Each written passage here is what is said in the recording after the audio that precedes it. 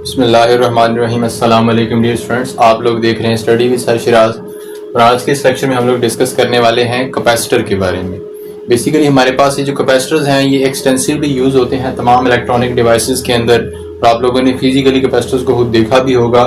Basically हमारे पास capacitors बहुत छोटे छोटे भी होते हैं, कंसिडरेबल बड़े साइज़ के भी होते हैं।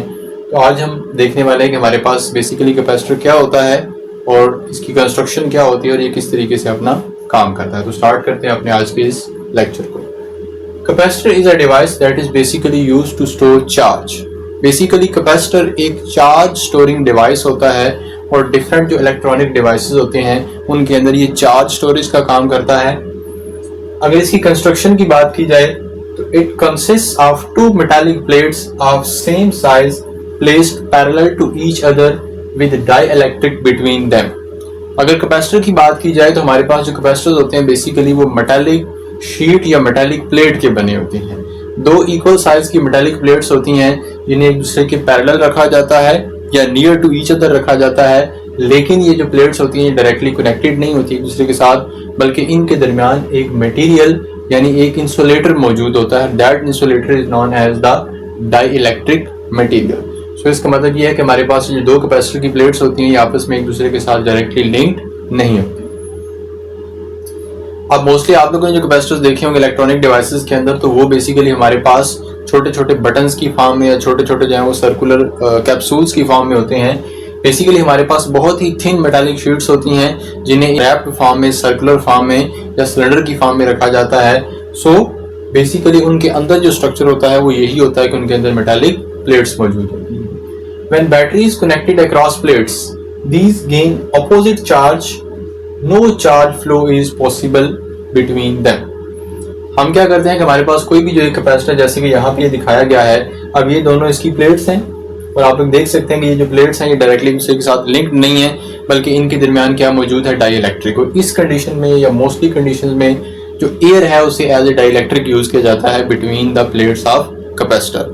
अब अगर हमारे पास इन दोनों प्लेट्स को एक बैटरी के साथ हम कनेक्ट कर देते हैं तो एज अ रिजल्ट क्या होता है कि हमारे पास ये जो दोनों प्लेट्स होती हैं इनके ऊपर ऑपोजिट चार्ज आ जाता है। मतलब एक प्लेट पॉजिटिवली चार्ज होती है और दूसरी नेगेटिवली चार्ज होती है, जैसे कि आप यहाँ पे देख सकते हैं। अब हमारे पास ये जो चार्जेस हैं ये यहीं पे रिजाइड करते हैं, ये आगे फ्लो नहीं कर सकते। क्यों? इसलिए फ्लो नहीं कर सकते कि ये जो दोनों प्लेट्स हैं ये आपस में एक दूसरे के साथ डायरेक्टली लिंक्ड नहीं है। जब एक दूसरे के साथ लिंक्ड नहीं है तो इनके दरमियान चार्जेस का फ्लो भी पॉसिबल नहीं है। अब दोनों प्लेट्स के ऊपर किस तरीके से चार्ज आ रहा है, आप ये हमारे पास ये बैटरी है जो कि नीचे मैंने शो किया है। बेसिकली हमारे पास कुछ कन्वेंशंस होती हैं फिजिक्स के अंदर, ये जो बड़ी लाइन होती है बैटरी की, ये हमेशा जब भी शो किया जाता है बैटरी को तो एक बड़ी लाइन होती है, एक छोटी लाइन होती है। बड़ी लाइन पॉजिटिव को शो करती है टर्मिनल को, और जो छोटी लाइन होती है वो नेगेटिव टर्मिनल को शो करती है। अब जो प्लेट पॉजिटिव साइड के साथ लिंक्ड है टर्मिनल के, वो पॉजिटिव चार्ज गेन करेगी, और जो प्लेट नेगेटिव टर्मिनल के साथ लिंक्ड है वो नेगेटिव चार्ज गेन करेगी। अब किस तरीके से गेन कर रहे हैं, बेसिकली हमारे पास जो पॉजिटिव प्लेट है, हम ये सपोज करते हैं कि ये जो पॉजिटिव टर्मिनल है बैटरी का वो चूंकि पहले से ही पॉजिटिव चार्ज के ऊपर है तो अपने करीब मौजूद जो पॉजिटिव चार्जेस हैं इस वायर में इन्हें रिपेल करेगा, और ये चार्जेस फ्लो करके कहाँ पे चले जाते हैं, इस प्लेट के ऊपर कंसंट्रेट हो जाते हैं या इकट्ठे हो जाते हैं। सो एज अ रिजल्ट ये जो प्लेट होती है ये पॉजिटिवली चार्ज होती है। ये टर्मिनल नेगेटिवली चार्ज है तो ये पॉजिटिव चार्जेस को अपनी तरफ खींच लेता है। सो एज अ रिजल्ट जो पीछे चार्जेस बच जाते हैं वो कौन से होते हैं, वो नेगेटिव चार्जेस होते हैं। अब बेसिकली दोनों केसेस में हमने पॉजिटिव चार्जेस के फ्लो को ही डिस्कस किया है। आप लोगों ने पढ़ा होगा फिजिक्स में एक टर्म यूज की जाती है कन्वेंशनल करंट।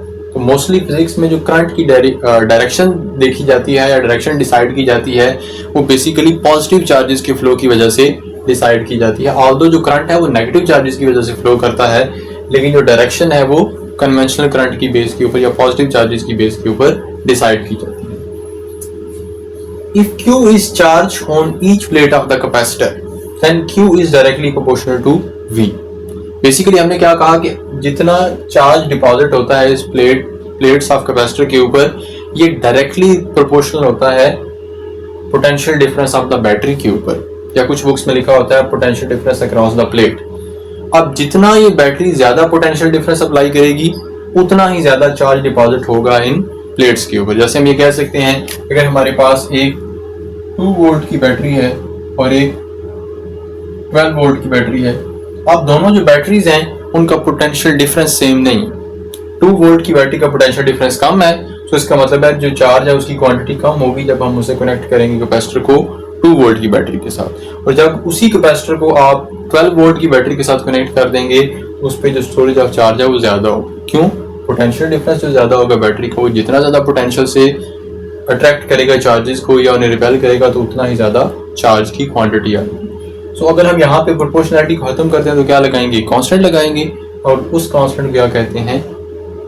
कैपेसिटेंस। बेसिकली हमारे पास जो कांस्टेंट होता है that is represented by C, and C is known as the capacitance of the parallel plate capacitor. अगर हम C की वैल्यू को फाइंड आउट करते हैं इसी इक्वेशन से रीअरेंज करके, तो C is equal to Q by V। Basically यहाँ पे Q बाय V आना चाहिए था, ठीक है। इस इक्वेशन से हमने निकाला है इस इक्वेशन को, तो C is equal to Q by V। V क्या है? Potential difference. अगर यूनिट निकाला जाए कैपेसिटेंस का, तो बेसिकली हमारे पास क्या है? कैपेसिटेंस का यूनिट होता है फैराड, या कुछ जो इसे फैराडे भी लिखा जाता है, that is represented by capital F। और 1 farad is equal to 1 coulomb divide by 1 volt, क्योंकि यहां से अगर आप निकालें चार्ज का यूनिट क्या है? कूलम, और V का यूनिट क्या है? पोटेंशियल डिफरेंस का यूनिट क्या है? वोल्ट। तो हम क्या कहते हैं? कूलम पर वोल्ट, ठीक है। That is basically equal to the Faraday या फैराड। ये था हमारे पास कैपेसिटर के हवाले से एक लेक्चर। अगर आपको कोई भी क्वेश्चन हो इस लेक्चर के हवाले से, तो आप अपने क्वेश्चंस को हमारे कमेंट सेक्शन में जाकर पोस्ट कर सकते हो। मिलते हैं नेक्स्ट वीडियो, तब तक के लिए अल्लाह हाफिज।